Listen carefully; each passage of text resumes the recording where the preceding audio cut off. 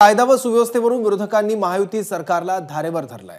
यातच गोंदिया आणि गडचिरोलीत नक्षलवाद संपला नाही तर आम्ही संपवला असं वक्तव्य राज्याचे मुख्यमंत्री एकनाथ शिंदे यांनी केलं। शासकीय वैद्यकीय महाविद्यालयाच्या भूमिपूजनावेळी मुख्यमंत्र्यांनी हे वक्तव्य केलंय।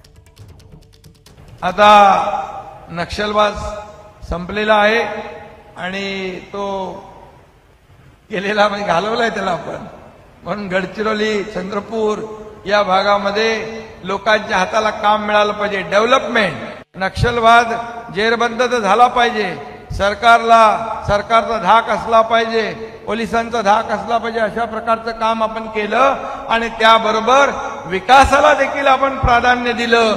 लोकांच्या हाताला काम मिळालं पाहिजे हे देखील सरकारने पाहिलं आणि म्हणूनच आज गोंदिया काय, भंडारा काय, गडचिरोली काय हे जिल्हे पण मेन स्ट्रीम मध्ये येतील। एबीपी माझा, उघडा डोळे बघा नीट।